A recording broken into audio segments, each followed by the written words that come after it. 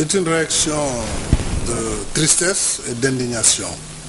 Tristesse devant la mort du jeune Ndiaga Diouf qui a perdu la vie dans une opération commando dans laquelle on l'a entraîné face à l'agression contre Barthélémy Diaz et contre son institution municipale. Mais l'affaire Barthélémy Diaz, il faudrait le prendre dans le cadre global de l'enchaînement des événements depuis le 23 juin.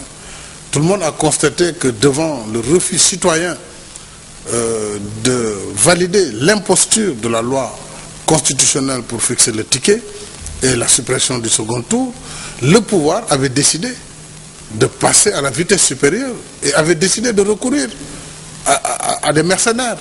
Lorsque je l'ai dit, vous vous rappelez, tout le monde a crié sur moi, y compris même mes propres partisans, que ouais, au Sénégal, il ne peut pas y avoir de mercenaires.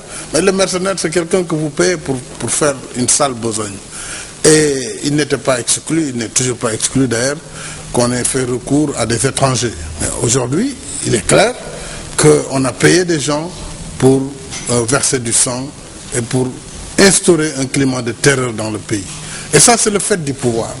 Le pouvoir nous a institué, le pouvoir PDS, à une violence institutionnelle, une violence verbale. Maintenant, la violence est devenue physique et mortelle. Rappelez-vous également de l'assassinat du jeune Malick Ba, suite à la tentative délibérée de découper la communauté rurale de Sangalkam et de la faire passer en délégation spéciale.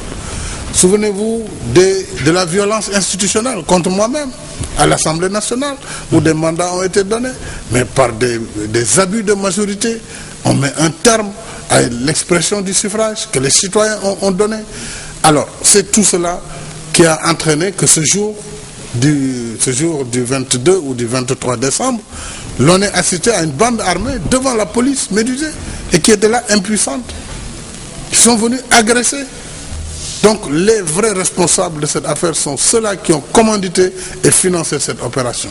Tout le monde a vu à travers la télévision que même les médias ont pu avoir le temps de venir, de filmer en direct où étaient les forces de sécurité. Donc je pense que là, l'État a une responsabilité pleine et entière dans ce qui s'est passé devant la mairie de Sacré-Cœur-Mermoz qui a entraîné donc la mort de Ndiaga Diouf.